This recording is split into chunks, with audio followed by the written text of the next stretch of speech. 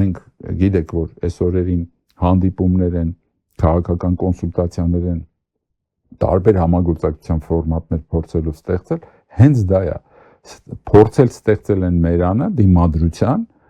որը կկարողանա իսկապես տարածվել, հետո դառնալ նոր որակ։ Հիմա դա կհաջողվի միջև ընտրությունը։ Դա է ուզում հարցնել, թե Ֆրանսիայի օրինակը բերեցիք, հենց հիմա ես ինչ եմ ուզում ասեմ, ես այստեղ տարբեր սցենարներ կարող են լինել։ Կարող է միջև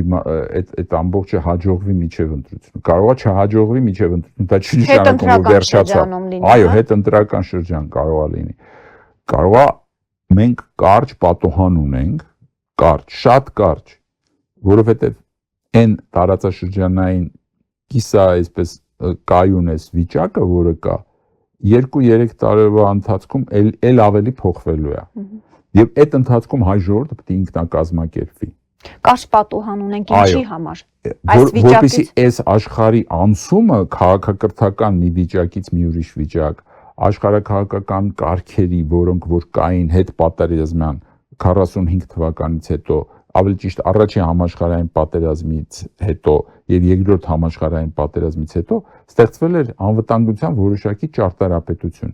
Այդ ճարտարապետությունը առաջի փուլով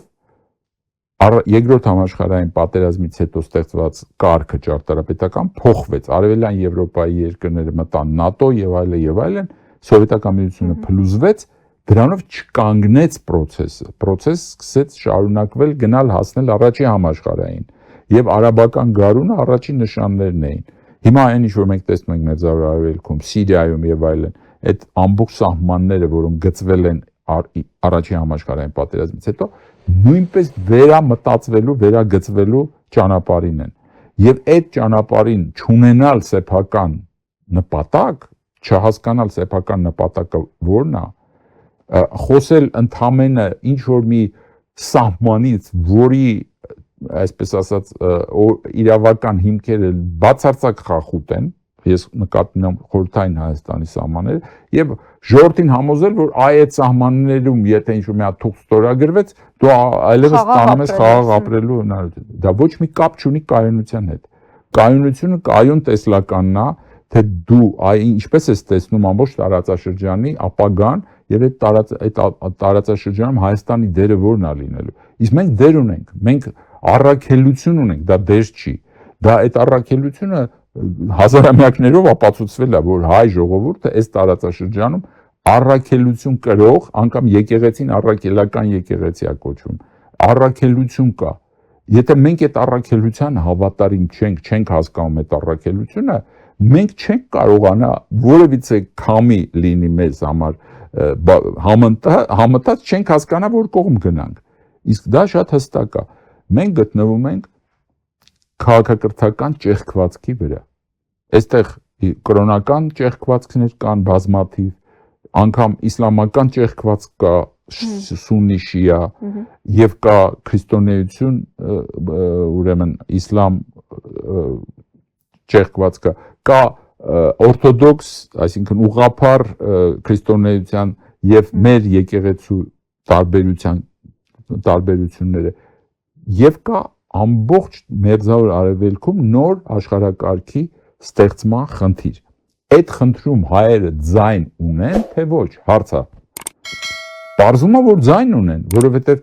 գալիս են եւ քեզ ասում են, գիտես, դու Աբրահամյան համաձայնագրի մասնակից կարող ես լինել։ Հիմա դա չեղավ, հիմա Թրամփի նոր ստեղծած սա երկրորդ վերսիան է, Աբրահամյան համաձայնագրի երկրորդ վերսիան է հիմա։ Ինչ անուն է ստանալու դա։ Հենց այդպես էլ կարող է լինի, կապ չունի ինչ կլինի։ Բայց ինչպես է եղել Հայաստանի դրա նաև այդ անունն են օգտագործում, Աբրահամյան համաձայնագրերի երկրորդ վերսիա։ Հիմա հարցը դա չի, հարցը այն է, թե լավ հասկանալ տրամաբանությունը, որ Չինաստանին ընդդեմ փորձում են ստեղծել մի դաշնություն, որը պիտի Չինաստանի առջևը թույլ չտա, որ Չինաստանը կարողանա այն հզորության հասնել, որ ասենք մրցակցի Միացյալ Նահանգների հետ։ Եվ այդ խնդիրները, որոնք ածանցյալ խնդիրներ են, այդ թվում Ուկրաինայի պատերազմը, այդ թվում Կովկասի հարցը եւ մեր հարցերը, այդ բոլոր հարցերը այդ կոնտեքստում պիտի դիտվի։ Հիմա տարբերակներ, ինչ նախագծեր կան այս տարածաշրջանի հետ կապված։ Ինչ տարբերակներ կա։ Տարբերակներից մեկը այն էր, որ ճանապարհը պիտի Հնդկաստանով անցնի դեպի Իսրայել, Սաուդյան Արաբիա, դա փաստորեն պայթեցվեց ինչ որ իմաստով։ Հիմա այդ Հնդկաստանը, որը Չինաստանի հետ կապված պատմության մեջ ամենակարևոր դեր կատարող երկրներից մեկն է լինելու։ Ինչպես պիտի կապվի Եվրոպայի հետ։ Ինչպես։ Որ ճանապարհով։ Այս ճանապարհը բնականաբար Իրանի վրայով է անցնում եւ Միջին Ասիայի նաեւ հետ կապվել է։ Այդ ճանապարհը անցնում է Իրանով եւ Կովկասով դեպի Սևծով։ Ուրիշ ճանապարհ չունի։ Ավելացրեք դրան այն ինչ որ հիմա դուք նկատեցիք մի քանի օր առաջ Սաուդյան Արաբիան եւ Պակիստանը ռազմական դաշինք կնքեցին իրար հետ, չէ՞։ Դա Հնդկաստանի համար մահ է, որովհետեւ Պակիստանը այն երկիրն է, որը կարող է ամեն րոպե պայթեցնել Հնդկաստանը ներսից, այնտեղ 300 միլիոն իսլամական ժողովուրդ կա։